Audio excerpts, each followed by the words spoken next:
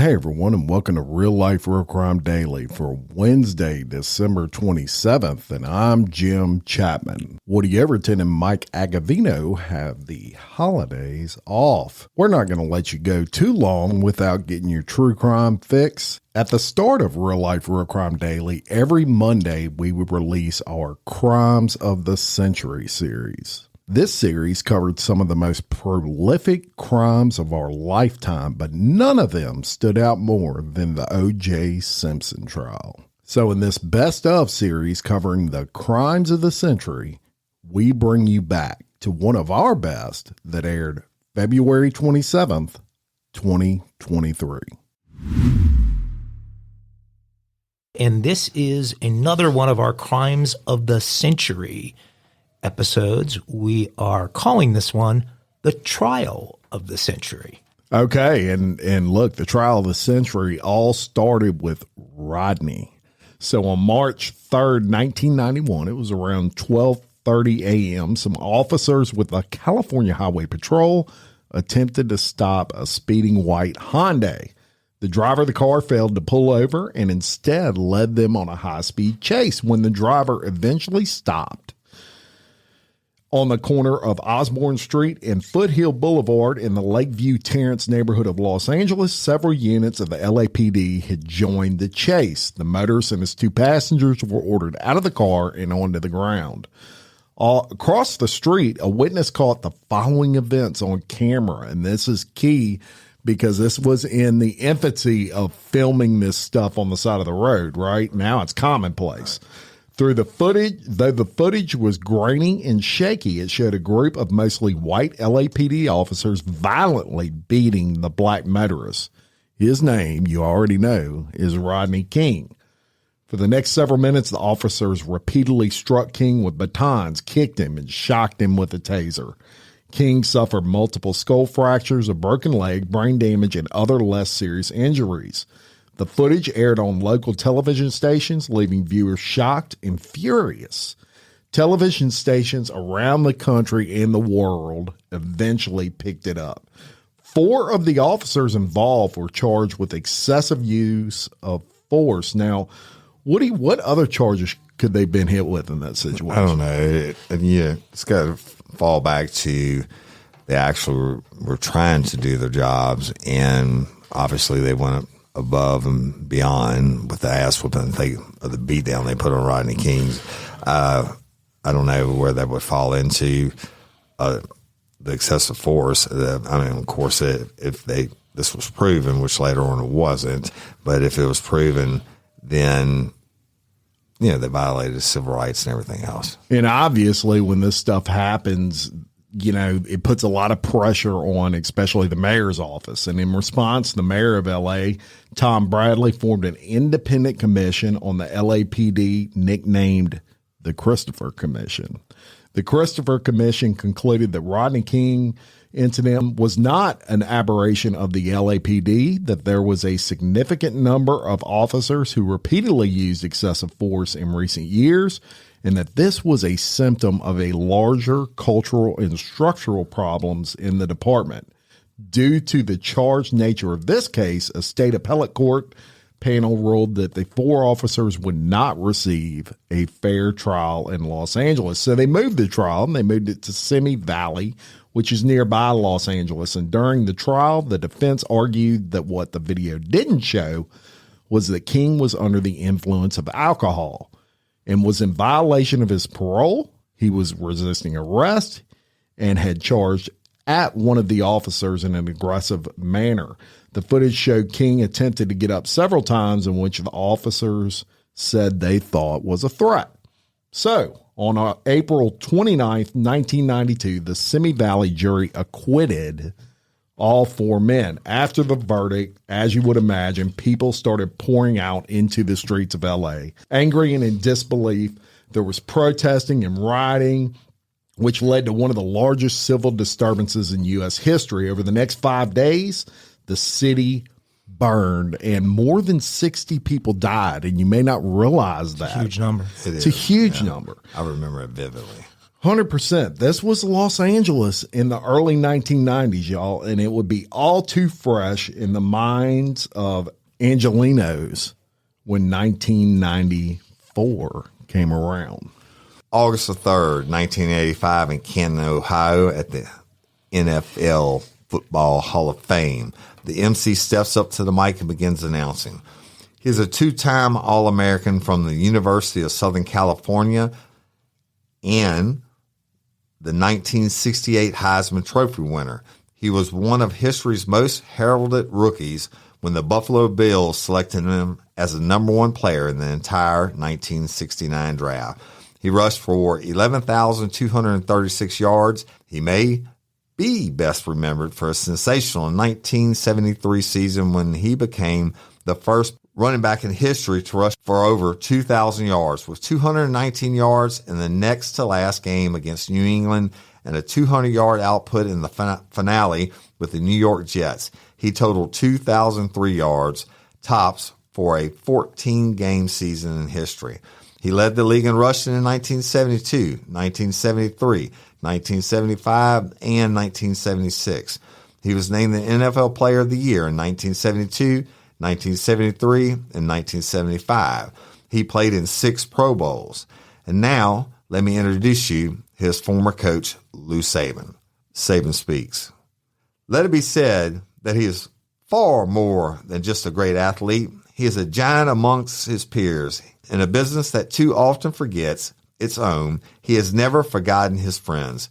He was always ready to help and give us his time. He never needed a reason. He just felt it was his duty. He felt that no man was an island, that we should all care. He is a man of feeling and compassion. I never saw him refuse a handshake or an autograph. He is a man with class and dignity. He belongs in the Hall of Fame because he earned it.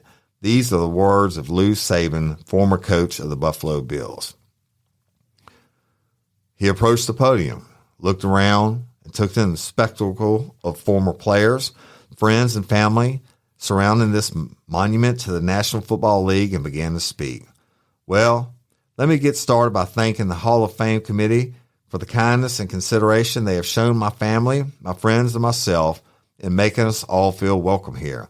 I want to say to my fellow enshrinees, Hall of Fame or not, man, I feel special just being around you guys. I want to say to all of the Hall of Fame members here, I wonder, do I belong with this group of guys? I see Ray Nitschke, Lenny Moore, Doug Atkins, Sam Huff, and my hero, Gail Sayers, all over there. Dick, Night Train Lane. You know, as a kid, I watched these guys and I read about them, so I figure I must have done something right to be here. I just want you to know that I will never let you guys down, man. I will live up to this honor of being in this hall and being on your team. There are people in life who teach you things that stay with you. I'll never forget Jack McBride because he told me, in this world, there are rules that we must all live by. You've got to learn that if you're ever going to be successful, you're going to have to learn to accept responsibility for your actions. I guess that's when I began to realize that it's really is secondary if you win or lose. It's how you play the game of life on and off the field that really matters. They called him Juice.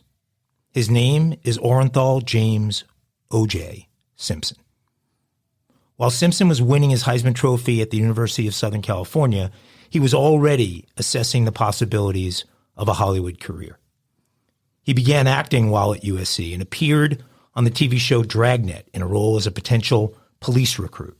He became a professional actor before ever playing in the NFL. He appeared in the first episode of Medical Center. Remember that one with Chad Everett? While still negotiating his contract with the Buffalo Bills. While in the NFL, Simpson appeared in productions such as the television miniseries Roots in 1977, the dramatic motion picture The Towering Inferno from 1974. That one does not hold up, by the way. among others. In 1979, he started his own film production company, Orenthal Productions, which dealt mostly in made-for-TV, fair, lower-budget movies. Simpson started doing memorable Hertz Airport commercials in 1975. I'm sure most of our audience remembers those. For years, it was commonplace to walk through an airport and hear travelers yell, "Go, OJ, go," anytime someone was seen running towards a gate. Besides helping his acting career, Simpson estimated that the very successful Superstar in Rent-A-Car series for Hertz raised recognition among people he met from 30 to 90%. So everyone knew OJ. Hertz annual profit increased 50% to $42 million in the first year of that campaign, and brand awareness for Hertz increased by more than 40%. He was huge for Hertz. Simpson became Hertz. He became so important to the company that the CEO, Frank Olson, personally negotiated his contract. And Hertz used him for an unusually long period of time as a celebrity endorser. I think it was almost a decade. And then they continued to use him as an advisor to the company for years beyond that. In 1977, Advertising Age magazine, or Ad Age as we used to call it, named Simpson the magazine's star presenter of the year. By 1984, Consumer Research found that he was the most popular athletic endorser in the United States. You think about that today, that's, I don't know, LeBron, big, Steph Curry.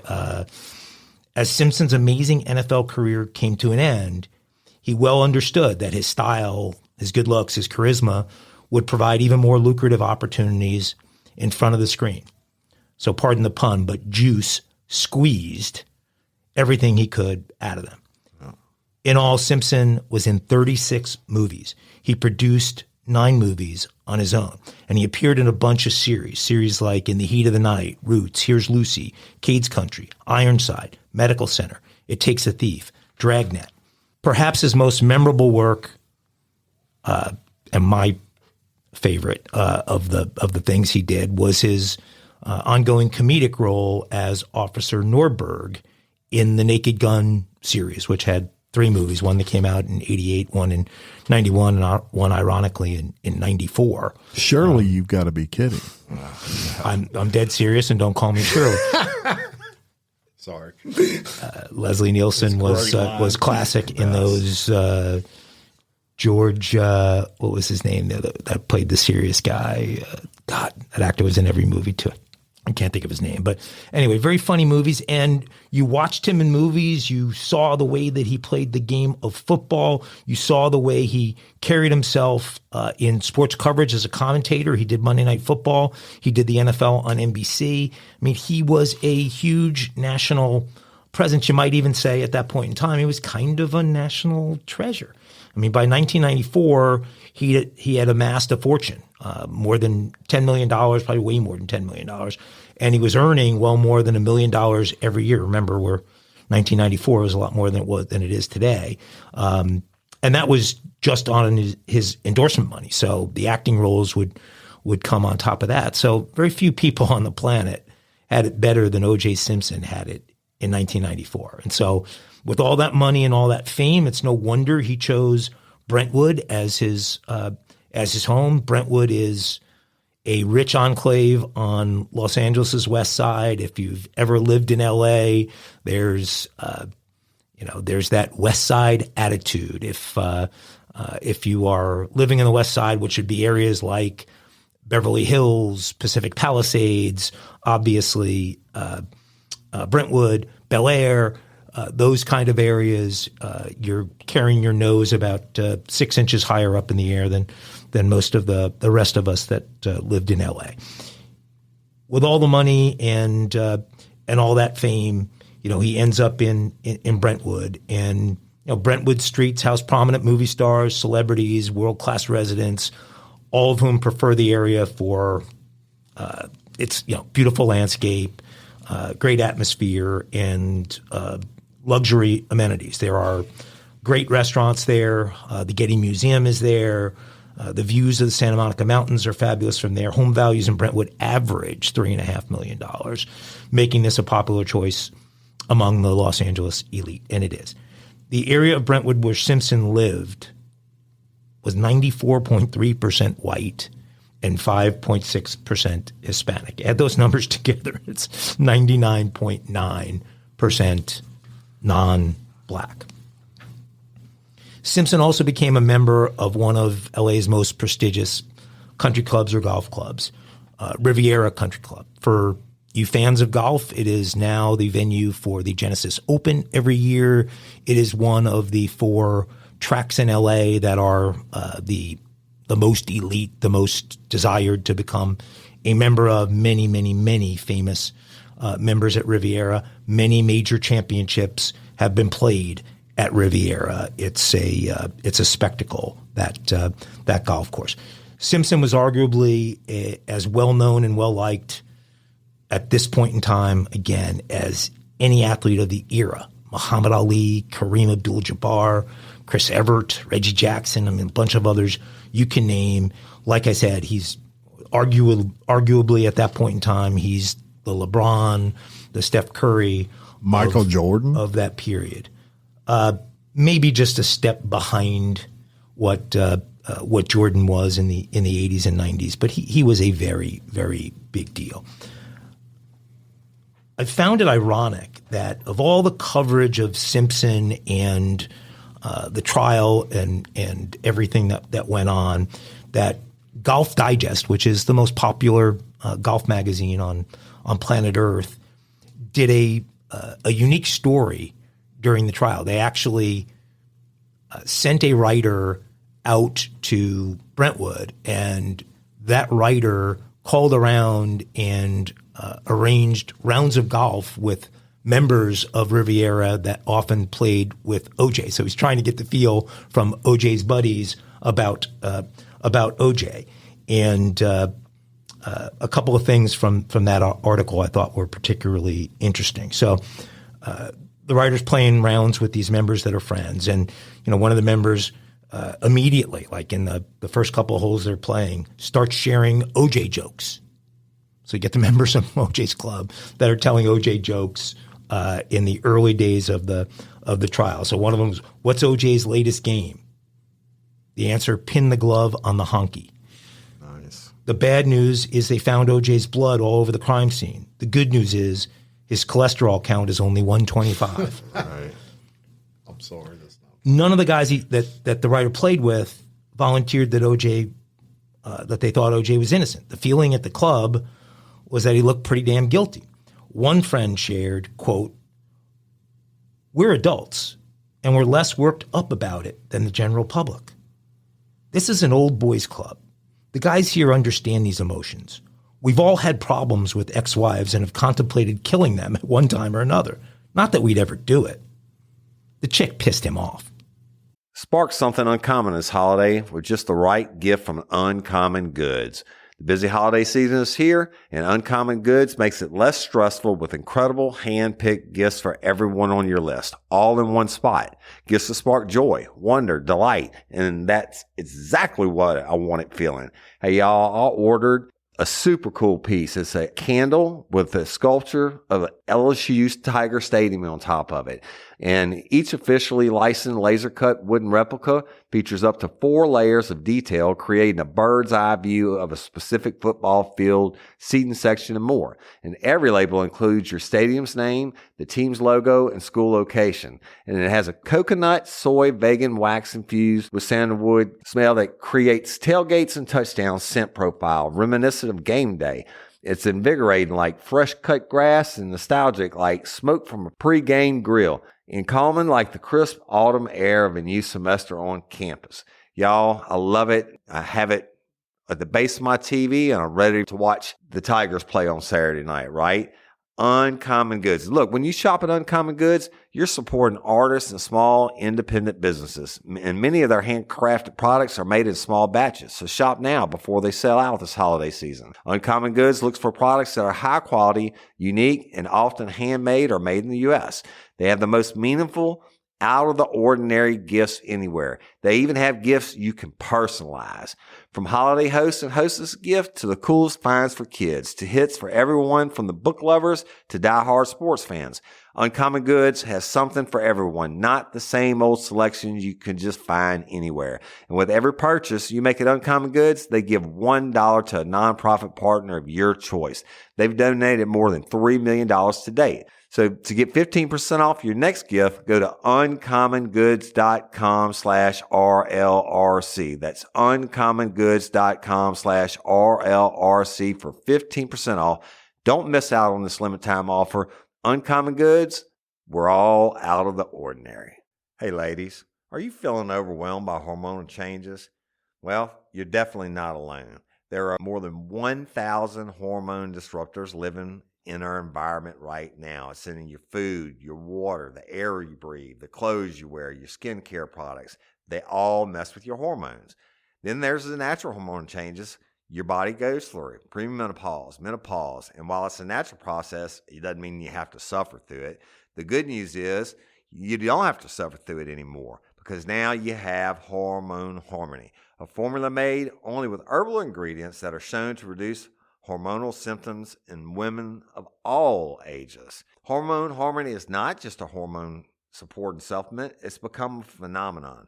Women can't stop talking about it on social media.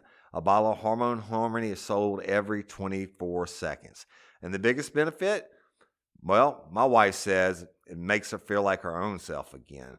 And that's what women mention over and over in the reviews. And there are over 30,000 reviews for Hormone Harmony. And for a limited time, you can get 15% off your entire first order at happymammoth.com. Just use code RLRC at checkout.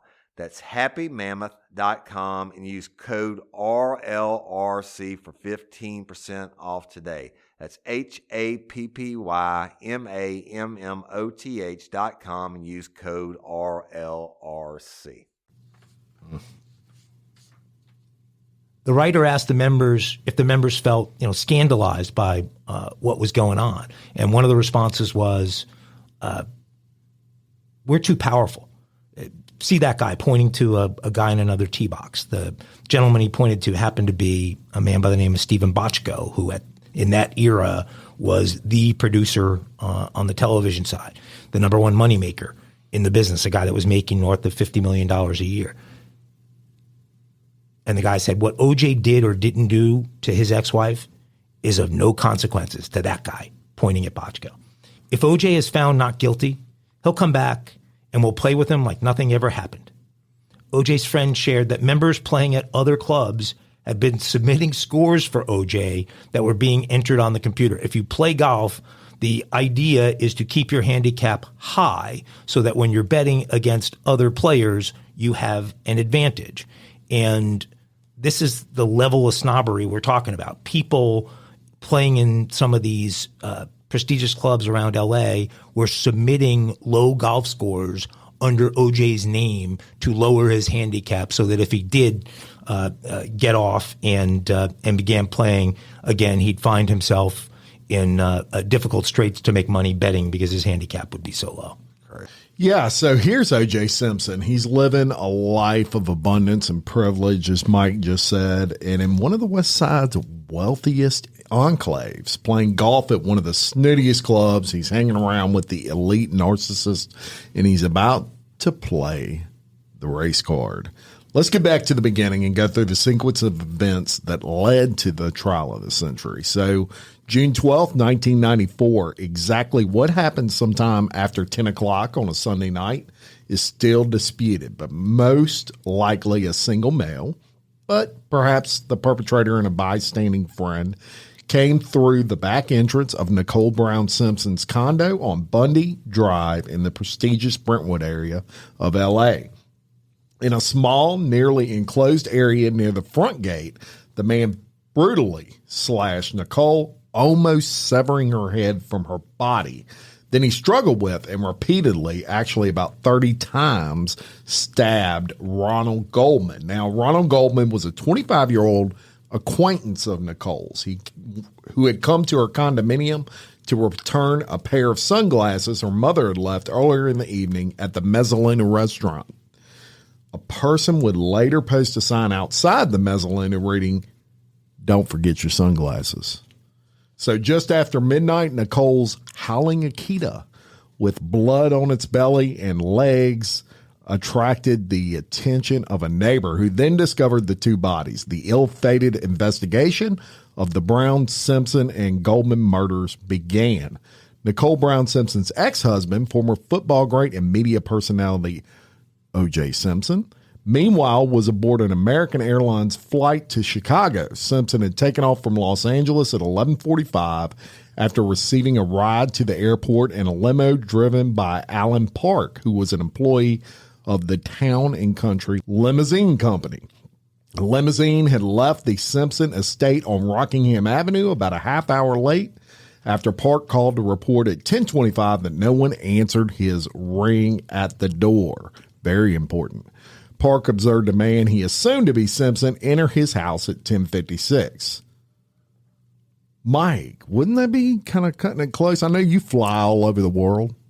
Well, I flew out of LAX a gazillion times, and making an 11:45 flight when you don't get in a car until almost 11, even though we're talking late on a Sunday night and he's already on the west side in Brentwood. I mean, yeah, that's cutting it unbelievably close. I wonder, since Simpson was, a Hertz guy running through the airport all the time, whether there was some sort of this never came out, I don't think, but some sort of arrangement at the airport where you just raced through and got to the gate. But under normal circumstances, I would not think a person could make that flight in that timing. Yeah, well, police called Simpson early Monday morning at the O'Hare Plaza Hotel in Chicago, where Simpson had planned to attend a convention of the Hertz rental company.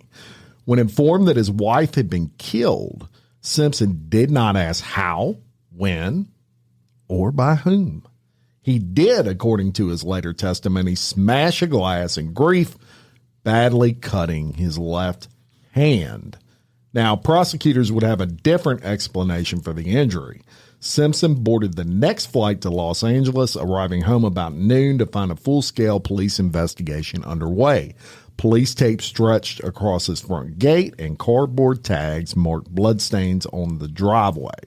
So the investigation kind of starts to focus on Simpson. The LAPD questioned Simpson for about a half hour that day. They asked Simpson a number of questions about the deep cut on his right hand. Now, Woody, you and I have talked about this many times on our other podcast, but you had mentioned before you've never seen a stabbing where someone didn't cut their hands.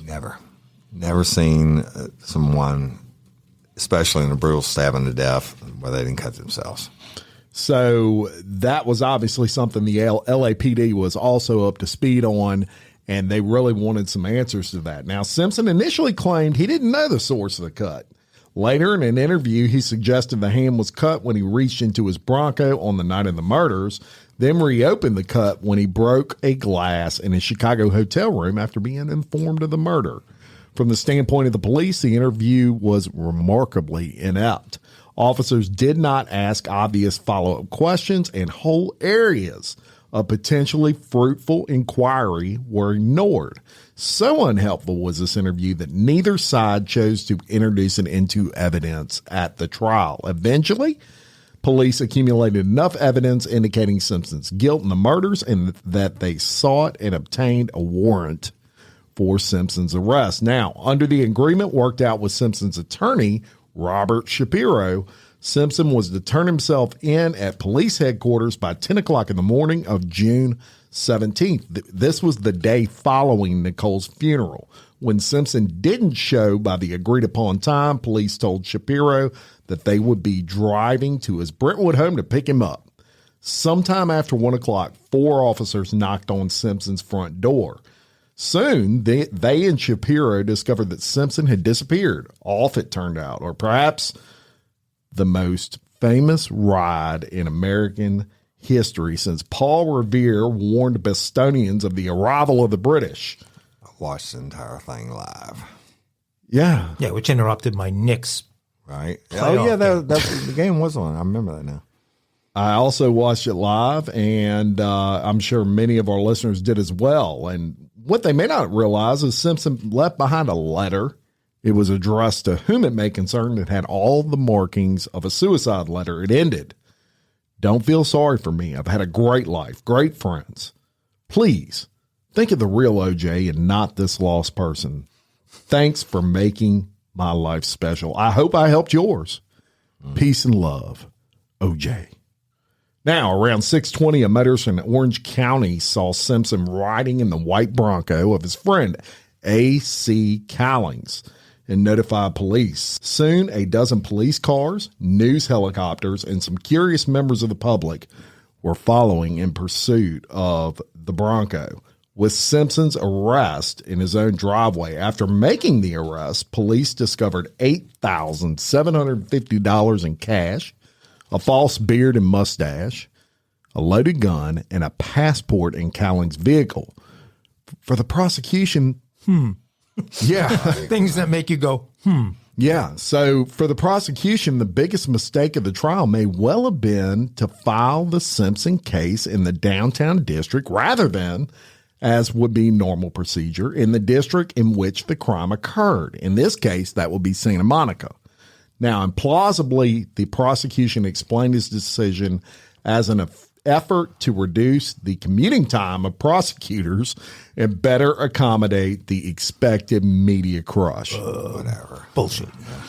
More likely, the decision was a political one based on concerns that a conviction by what would be a largely white jury in Santa Monica might spark racial protest or even riots similar to those that occurred following the trial of the 4 LAPD officers accused of beating Rodney King.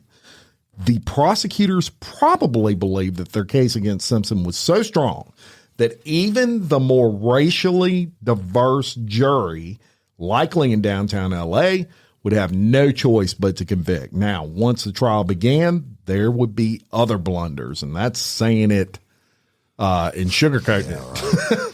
To name just a few, the decision to have Simpson try on the gloves using the murder, the decision to call Mark Furman to the stand, and the strategy of presenting so much evidence from so many witnesses over so many weeks that the case lost really a lot of its force.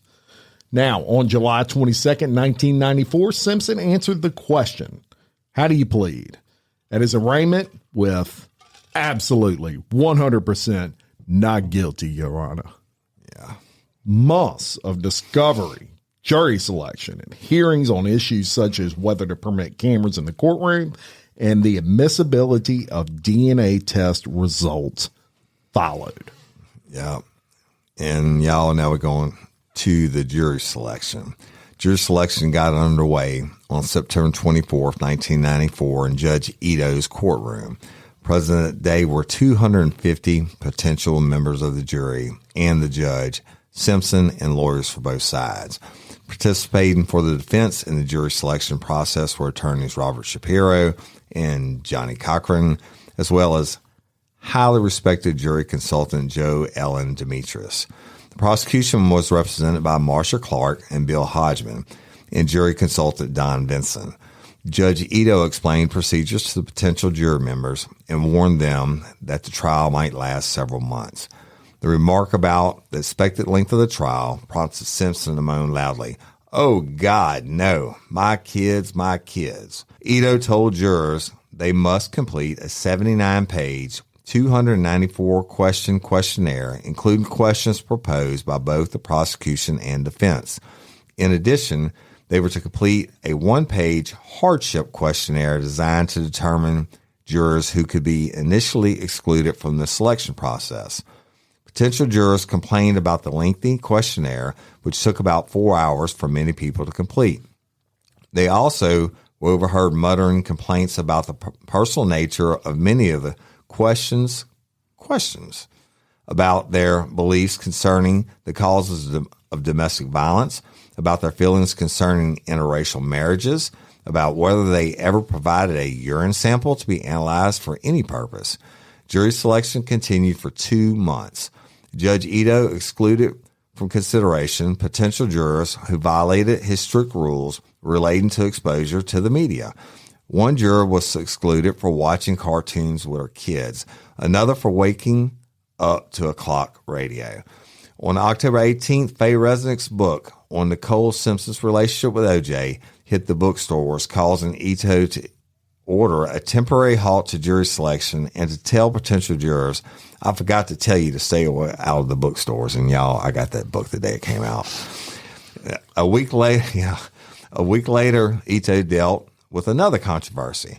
This one brought on by prosecutor Marsha Clark, who had publicly complained that potential jurors were lying to get on the Simpson jury and that all ought to be given lie detector tests. Possibly seeing her remark later as potentially prejudicing juries against the prosecution, she then asked Ito to dismiss the entire jury panel, citing recent publicity.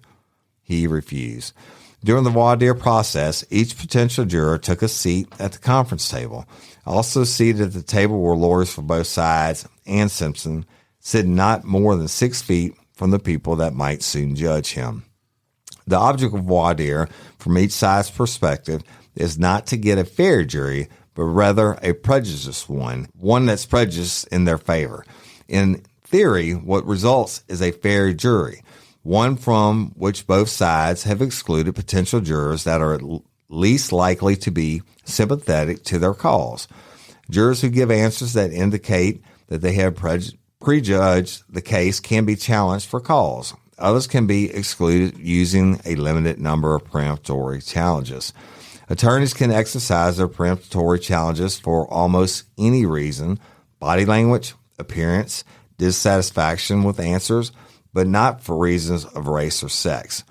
Every challenge by the prosecution of a potential black juror caused Cochran to approach the bench and suggest that the challenge may have been racially motivated. This tactic may have worked to dissuade the prosecution from challenging some black jurors. It was no secret that the prosecution wanted white jurors and the defense wanted black jurors. Despite defense survey data suggesting that women generally made better defense jurors than men, Prosecutor Clark willingly accepted a disproportionate number of women jurors.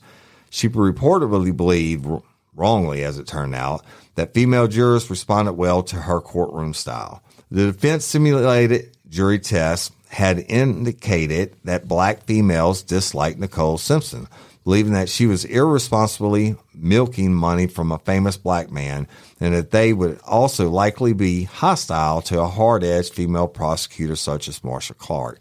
The defense poured great effort into the jury selection process, and consultant Demetrius coordinated massive data on each of the jury finalists, including their answers to the questionnaire, responses, and body language during the voir dire, and other data the defense had managed to collect.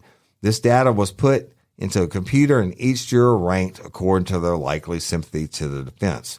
By November 3rd, an initial jury of 12 had been selected. The jury consisted of 8 blacks, 2 Hispanics, 1 half Caucasian, half Native American, and 1 Caucasian female.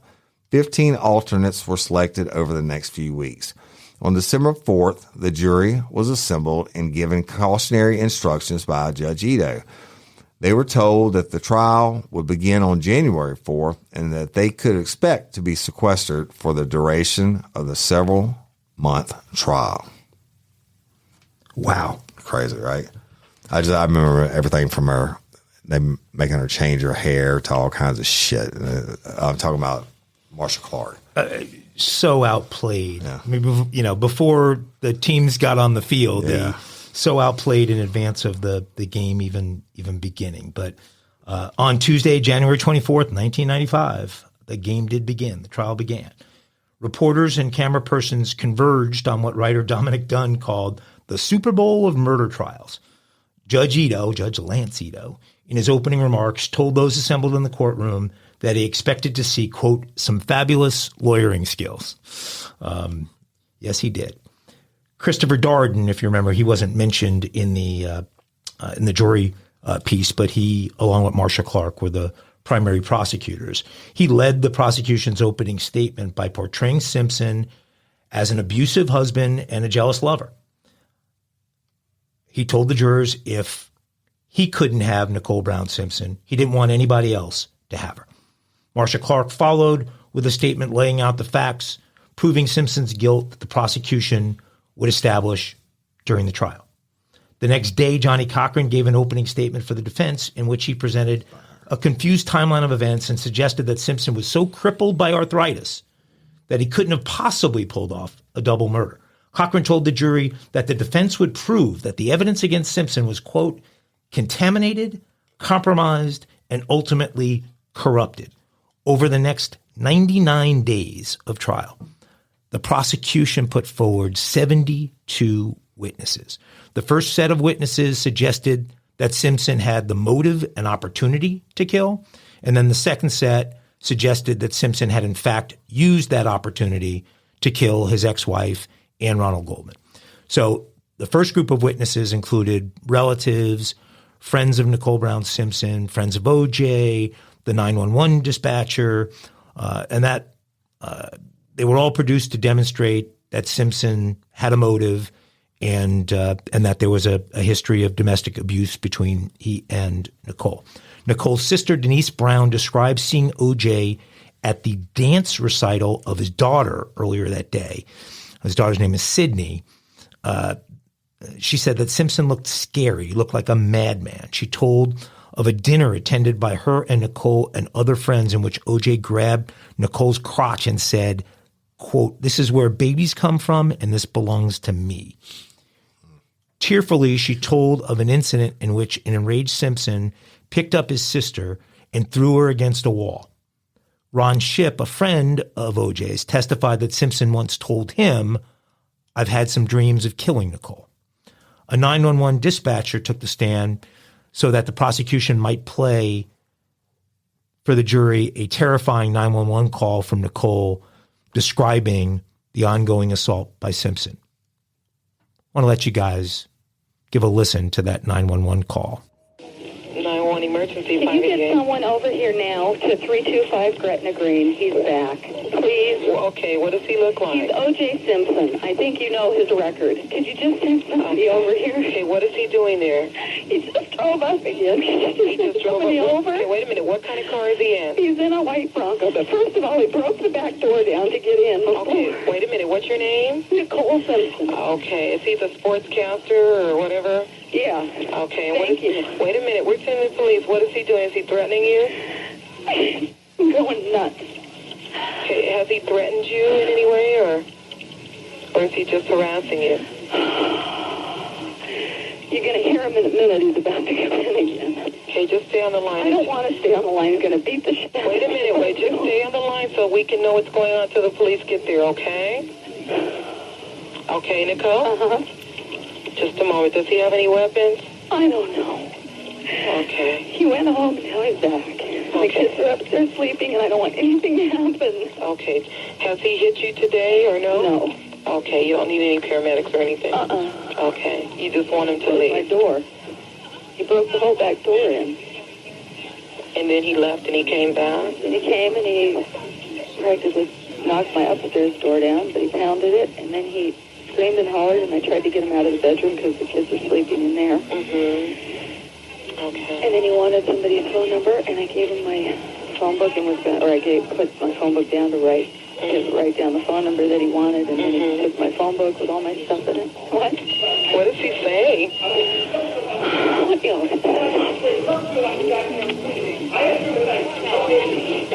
Unit, your domestic violence at 30 Crescent 325 South Crescent Greenway is too high.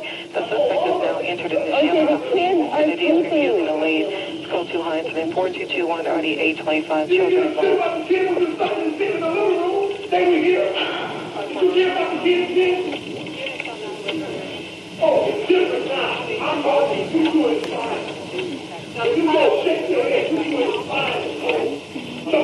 Just stay on the line, okay? Is he upset with something that you did? A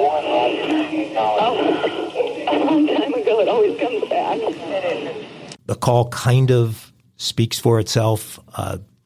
This woman was obviously Nicole Brown Simpson, a very frightened woman, and And for whatever reason, this relationship was toxic and powerful, and OJ sounds like a pretty violent guy on that tape. So the prosecution next produced a set of witnesses, including limousine driver Alan Park, Cato Kalin, who became famous through this trial, who was sort of the caretaker at OJ's home, and officers of the LAPD. This was all done to establish a timeline of events and show that Simpson had ample opportunity to commit the murder. So limo driver Alan Park proved to be one of the prosecution's best witnesses. He testified that he arrived at the Simpson home in Rockingham at 10:25 to pick up OJ for his scheduled flight to Chicago. That would have been a very logical time, 10:25, actually aggressive, but logical for where he lived to get to an 11:45 flight to LAX. He said he rang the doorbell repeatedly, but no one answered. Shortly before 11, according to Park, a shadowy figure, black, tall, about 200 pounds, and wearing dark clothes, walked up the driveway and entered the house. Hey, y'all, let me tell you about Gobble. All Gobble meal kits are pre-prepped. That means less work for you and less waste in your kitchen. Their meal kits include everything you need so you can save time at the store or just skip that trip entirely. I got the box in and I had 3 different meals. I had a Kung Pao chicken, crispy fish tacos, and a beef bourguignon, however you say it. But let me tell you about the classic beef bourguignon. Look, it came with beef pot roast and a beef broth concentrate, red wine demi-glace, cremini mushrooms, cipollone onions, mashed potatoes, baby carrots, and rosemary thyme butter. It was so easy to make. Literally like 15 minutes it took Cindy. And let me tell you something, and all the dishes were fire, but this thing was like a taste explosion in my mouth. It's just unreal. We've got to spend more time together and more time doing the things we love because everything came in this one single box right to my door. So see what a difference Gobble will make for your household. Right now, they're offering my listeners a fantastic limited time deal. You get $120 off across 4 boxes plus free shipping and free cookies. And let me tell you, those cookies, I ate one that was sin-baked and it was delicious. Go to gobble.com/reallife. That's GOBBLE.com/real-life for $120 off your first 4 boxes. This offer is not available on the home site, so don't miss out. This is genius. It's taste explosions in your mouth like you never had. Without VA, I would have paid $25,000 for my hospital stay, $42,000 for my education, $74,000 for my home down payment. But because of my service, I paid $0. Get what you earn. Visit choose.va.gov. Not all veterans are eligible for the type or amount of benefits mentioned here. A few minutes later, Simpson emerged from the house, got in the car, told Park he had overslept. Park testified that as he entered the limo, Simpson carried a small black bag, which the prosecution hoped the jury would conclude contained the murder weapon. Park testified that Simpson would not let him touch the bag. The bag has never been seen since. A sky cab at LAX testified that he saw Simpson near a rubbish bin with the bag. Simpson's house guest, Cato Kalin, one of the trial's more colorful characters, as I said, testified that he and Simpson returned from a run for Big Macs and French fries at 9:36 p.m. After that, Kalin couldn't account for Simpson's whereabouts. He said that he heard some thumps on his wall just before 11, which is about the same time that Park said he witnessed the shadowy figure entering the house. The prosecution also produced telephone records that show Simpson used his automobile's cell phone. Remember those days where we had the built-in cell phone in the car? And this is 1994. So Simpson used his automobile cell phone to call his girlfriend, Paula Barbieri, at 10:03 p.m. The defense did not attempt to explain why Simpson would make a call on his car cell phone at a time when he claimed to be in his backyard practicing his golf stroke, which is where he said he was. Finally, the prosecution began to put forward witnesses directly tying Simpson to the 2 murders. The evidence was technical and circumstantial, relating mostly to results of blood, hair, carpet fibers, footprint analysis, All of this coming from both the Bundy crime scene and Simpson's home on Rockingham. Probably the most compelling testimony concerned 2 RFLP tests. That sound familiar, Woody? Mm-hmm.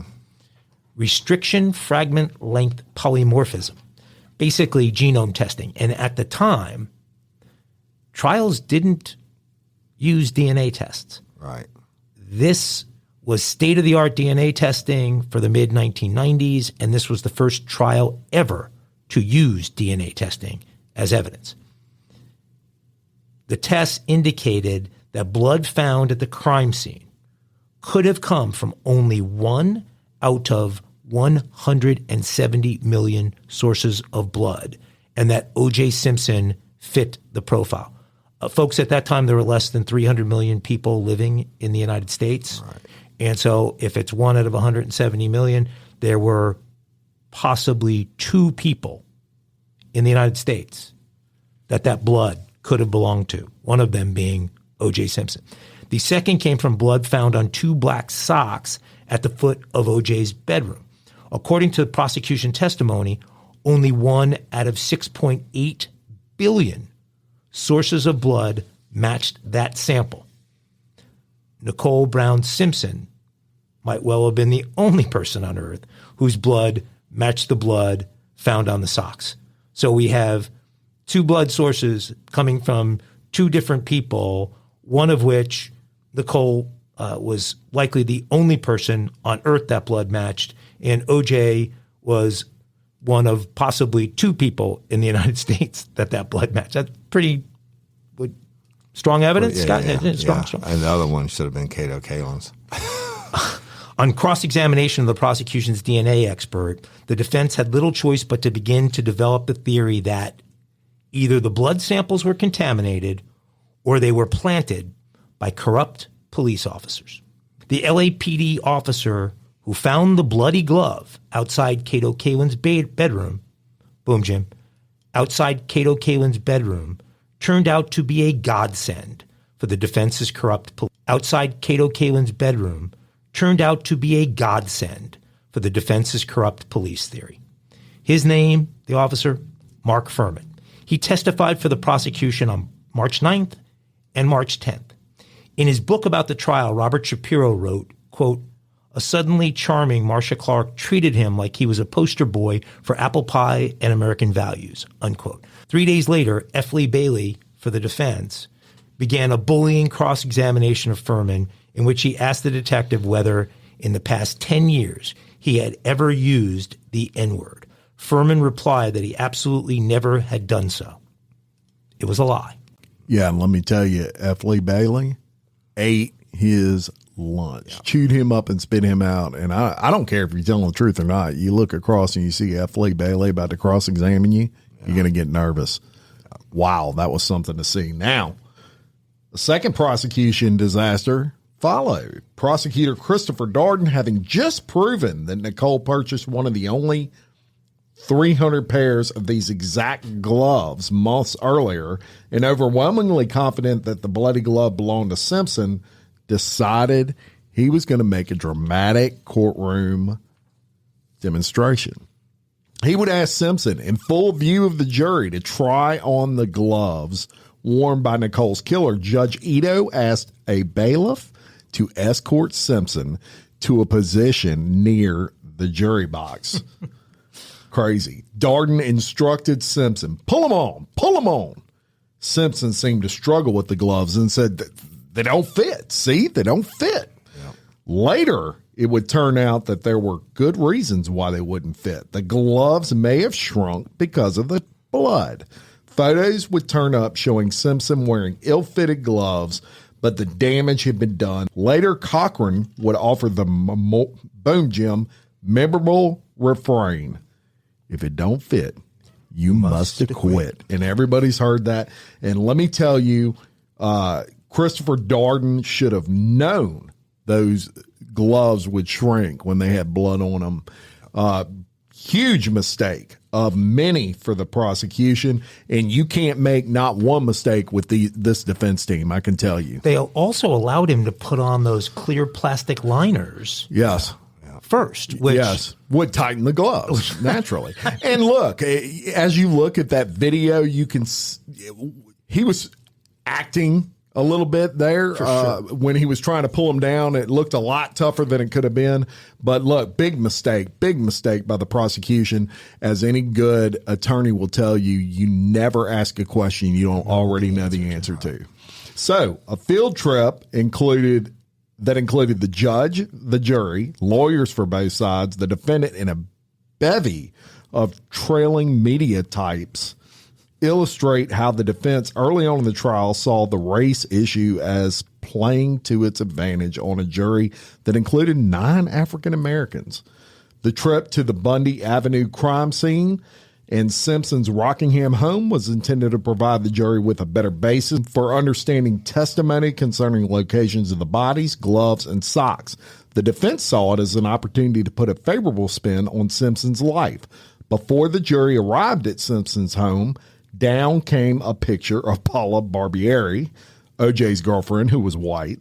In its place, up went a Norman Rockwell print from Johnny Cochran's office that depicted a black girl being escorted to school by federal marshals.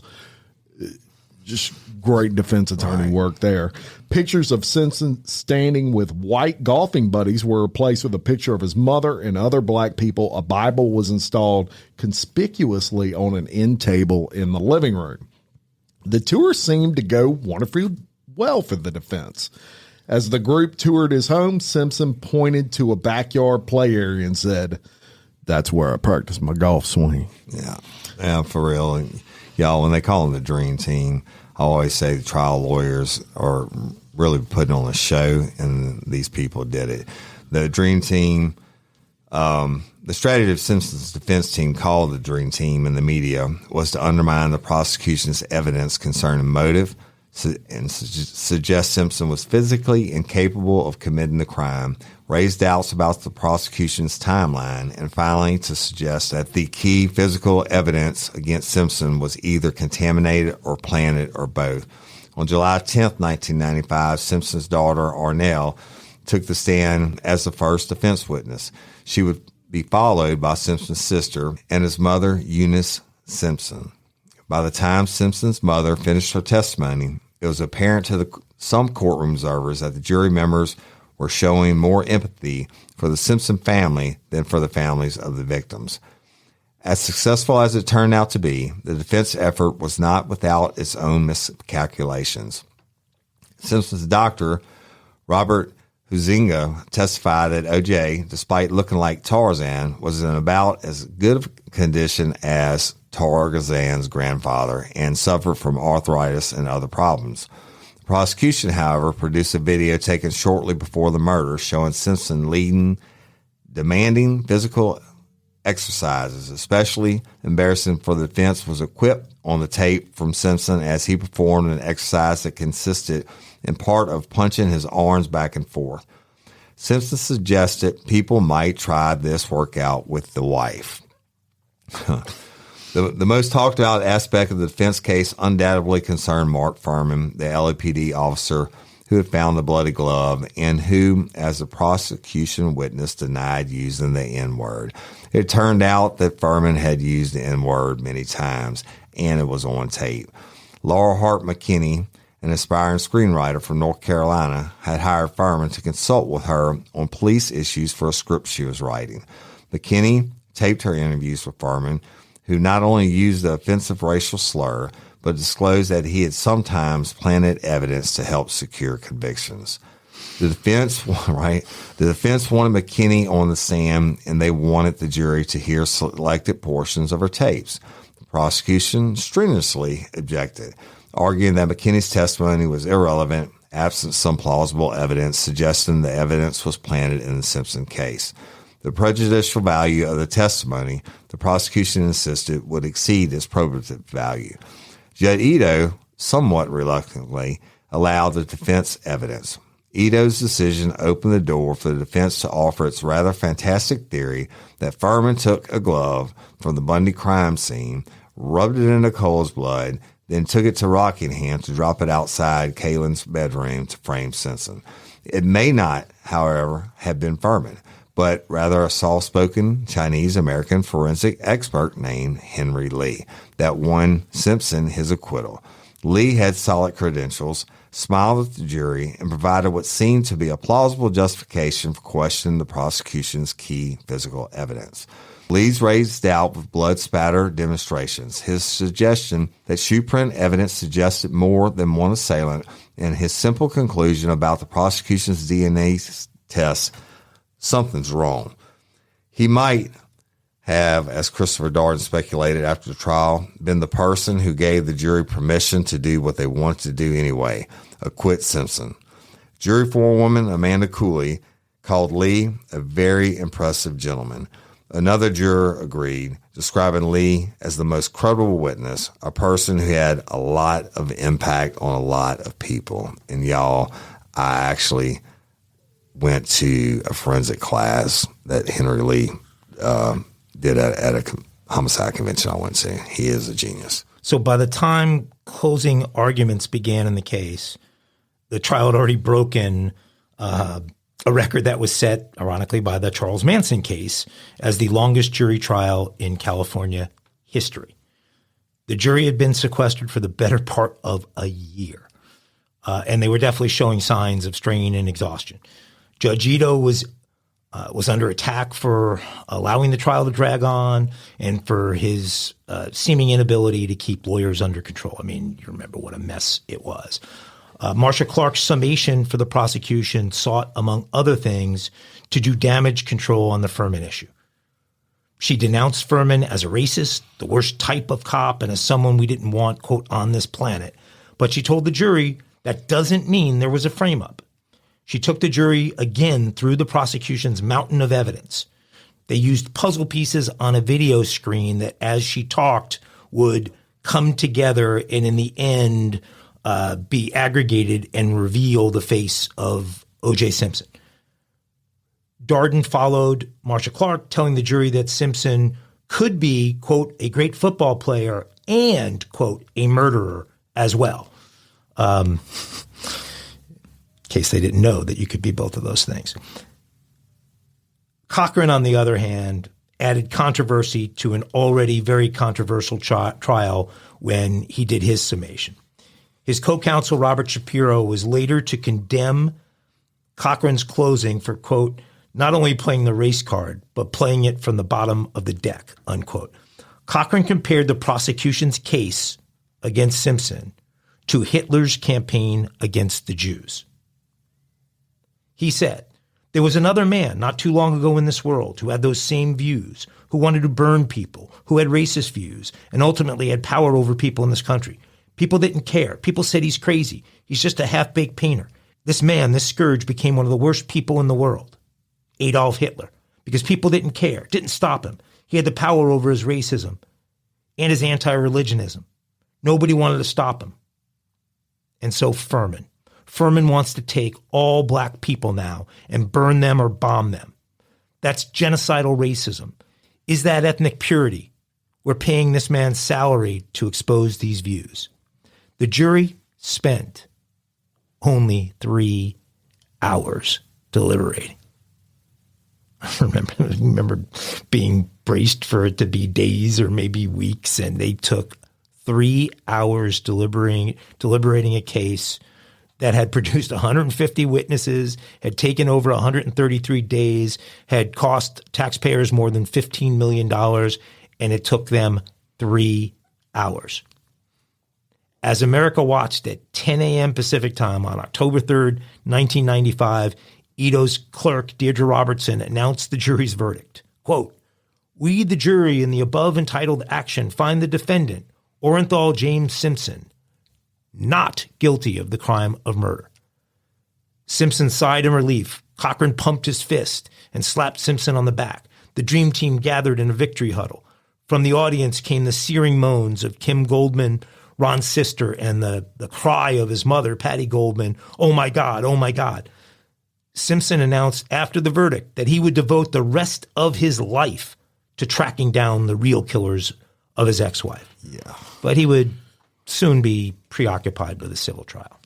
Right. And I will never forget two things. with what you just talked about. Number one, Johnny Cochran's summation was absolutely probably the best summation I've ever seen.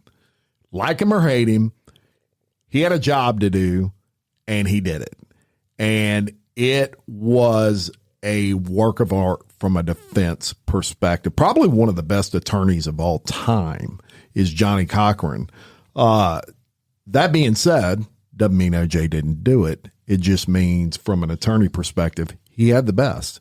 Now, the worst part of that trial for me, and I watched every freaking minute of it, I had a dog at that time, a chow, that I had gotten right after that trial started. You know what I named it? Ito. My child's name was Ito. Seriously. Was totally enthralled in that case. Now, the worst part of that for me was after the verdict was read and they showed Daddy Goldman's face. Mm-hmm. And it was horror. And as a dad now, I wasn't a dad then, but I am now. I could not imagine having been in his position. It was awful. His sister was frantically crying, and you can hear that clearly when the verdict is read. And it was just so horrible, so awful. And so they have one avenue kind of left on this to get any sort of justice. And in my opinion, they've lost all of their justice from a criminal standpoint with this verdict. They have a civil side of this that they can go after, and they do. They sue Simpson civilly, and in the trial, which was held in Santa Monica, it only took 3 months and would produce a very different result. Simpson was forced to testify, clumsily trying to explain, which is obviously unexplainable. Photos showing Simpson wearing the size 12 Bruno Magli shoes that he claimed not to own turned up first in one newspaper and then others.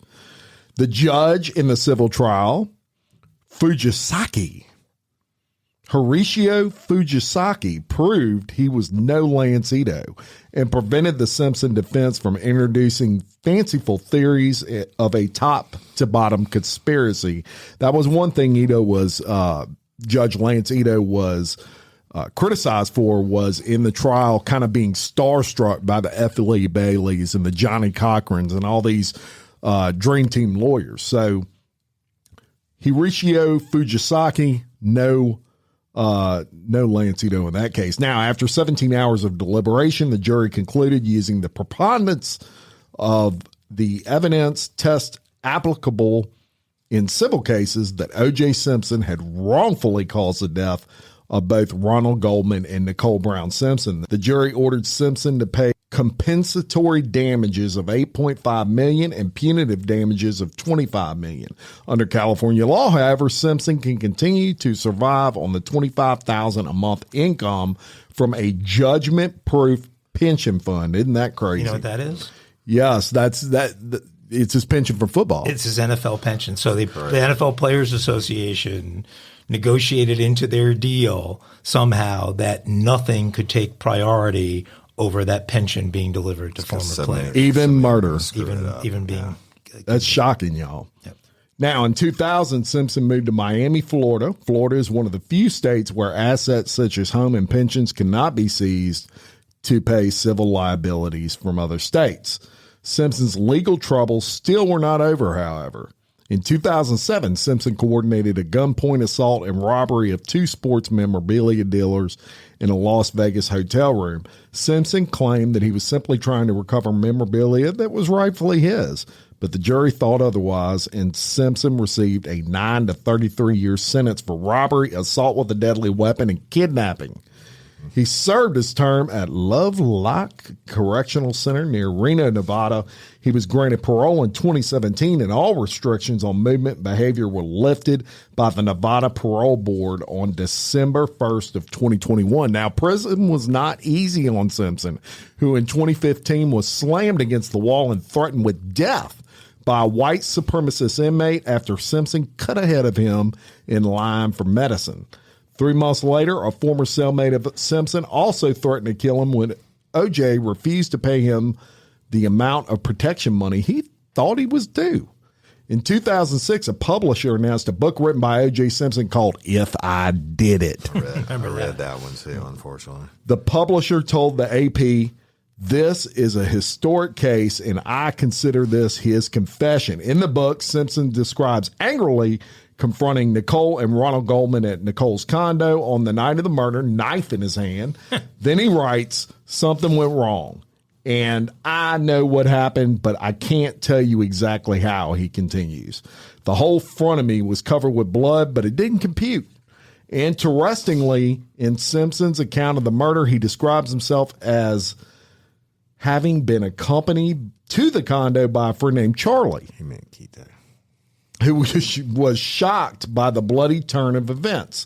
On the way back to Simpson's home, Charlie said, "Jesus Christ, O.J., Jesus Christ," and buried his face in his hands.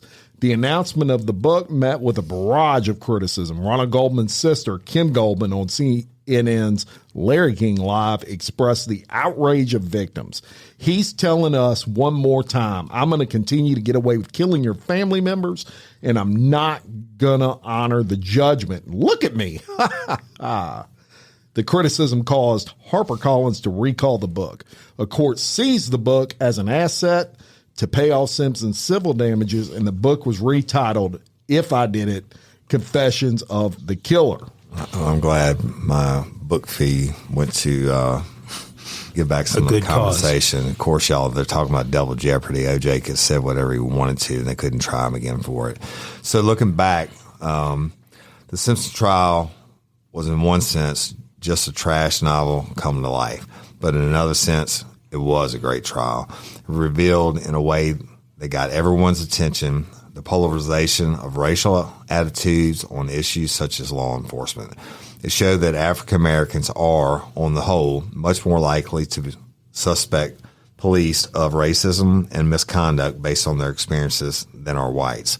It may be for that insight, more than anything, that the Simpson trial will be remembered. But the trial had other profound effects. It created a greater awareness of domestic violence issues. It provided lessons in how not to run a criminal trial, lessons applied by judges in subsequent celebrity trials. Finally, the Simpson trial reversed what had been a powerful trend towards allowing the use of cameras in criminal courtrooms. Those cameras in the Simpsons courtroom made possible a new type of immersion journalism. Journalism that follows a sensational story almost obsessively day after day, a type of journalism that still flourishes today. And I'll tell you that going on in Alex Murdaugh's trial right now. And going on everywhere. And not in the state of Louisiana. One of these days we're going to talk about we'll probably do this on Bloody Angola, talk about the Penn State scandal, which is another great example of what we're talking about here. You know, they call this the trial, the great trash novel come to life. You guys know who Larry Wilmer is? Larry Wilmer was on Comedy Central for years, comedian, really funny guy. But anyway, Wilmer has this saying. He calls it primo Simpson juratus. And translated in Latin, it means first Simpson jury. Primo Simpson juratus. And what it really means is our agenda is more important than your truth or than the truth. So when an agenda of a group outweighs the importance of truth, and that is clearly the case with the first Simpson jury and hence primo Simpson juratus. In the early reports of the murder of the wife of the ex-football star turned sports announcer hadn't caught people's full attention. Boom, Jim. If the early reports of the murder of the wife of the ex-football star turned sports announcer hadn't caught people's full attention, Simpson's surreal Bronco ride on the day of his arrest certainly did. 95 million television viewers watched that stupid chase. I said before, it was the 1990 Knicks hadn't been in the finals of the NBA for decades, and there we are on the brink of winning a championship. John Starks and Patrick Ewing are suddenly replaced with the White Bronco and AC Cowlings and OJ. 133 days of televised courtroom testimony turned countless viewers into Simpson trial junkies. Even foreign leaders such as Margaret Thatcher and Boris Yeltsin eagerly gossiped about the trial. There's a thing I read that said when Yeltsin was having a summit meeting with President Bill Clinton, the first question he asked Clinton was, "Do you think OJ did it?" I mean, think about that. Putin asking Biden if OJ did it. When at 10 a.m. on that October 3rd, Judge Ito's clerk read the not guilty verdict, 91% of all persons viewing television were watching. That's a 91 share of viewership. The Super Bowl, for instance, has maybe a 60 share today. So you're talking about a larger draw, higher market share than the Super Bowl had at that point in time. And it was probably the first. It wasn't the first trial to ever be televised, but it was the kind of the one that made that popular, I guess you could say. For sure, it changed so many things, and a couple things about Court TV was. Yep, born it launched Court TV for sure. A couple of things that just pop up about the jury. One, none of the regular jurors in their survey said that they regularly read a newspaper. 8 of them said they regularly watched tabloid TV. 5 thought it was sometimes appropriate to use force on a family member. Excuse me for this, we don't do politics on the show, but every juror was a Democrat. 5 reported that they or another family member had a negative experience with the police.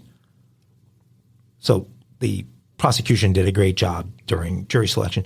9 thought that Simpson was less likely to be a murderer because he was a professional athlete.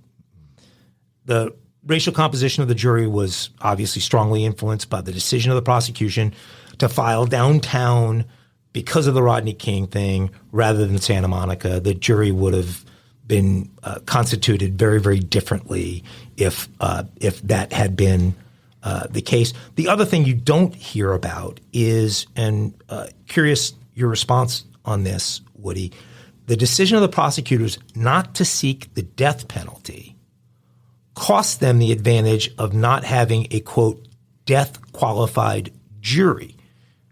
Studies suggested that a death-qualified jury is one, well, first of all, it's not surveys that suggest this. A death-qualified jury is a jury from which all the jurors who oppose capital punishment are pulled. They're excluded, right? So only jurors who believe in the death penalty participate, and jurors who don't support the death penalty are disproportionately female and black. And so that would have, had they gone for the death penalty, that would have constituted the jury differently than the jury was constituted.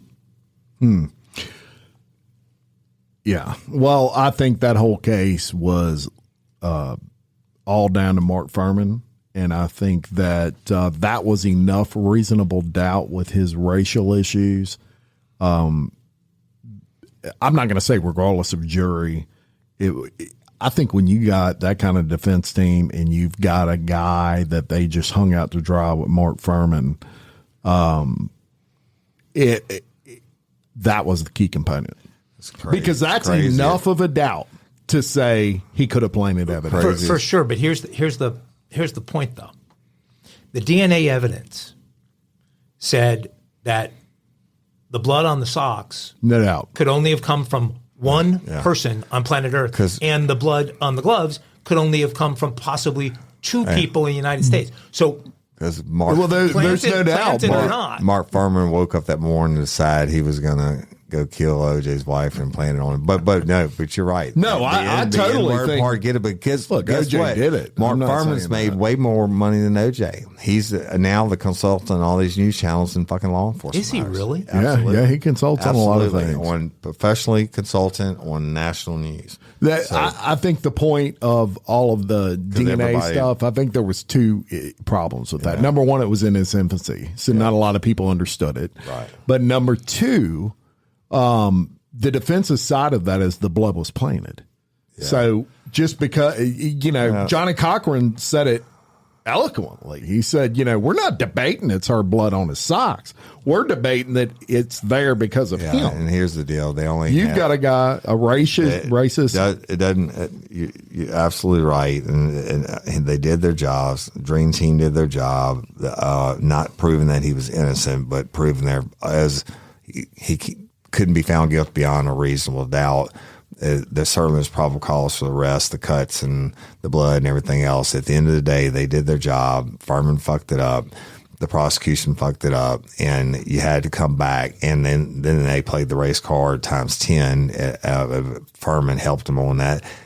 The prosecution should have known Furman's a piece of shit. He should have let him know, I've used the N-word. They knew that was coming, and it is what it is. Hey, I got to tell you all this. Yeah. I'm sorry. When it happened, the chase happened, my roommate was Sean Brady. His dad was a federal judge in Baton Rouge. He's now dead. He graduated with my parents from law school. But he was in Los Angeles. And he came back like 4 days after the car chase. And he bought me a shirt. And I have it to this day. And I'm going to bring it the next time. It was in my house tomorrow if it didn't get destroyed. A black T-shirt with the scenes of the white Bronco and the car chase. And it says, "Free OJ" on the back. It says, "Let the juice go." Look, and he probably sold a lot. Oh, for sure. OJ was guilty of sin, and we all know that. Hey, OJ, go fuck yourself. You're guilty. So come sue me. Oh, Lord. All right. We want everybody to check out the Facebook page. We're going to be posting all kinds of awesome Real Life, Real Crime Daily information on that page. Please tell your friends about us. Like, comment, subscribe, do all those great things. And until next time, I'm Jim Chapman. I'm Woody Overton. I'm Mike Agavino. With Real Life, Real Crime Daily. Peace. Business.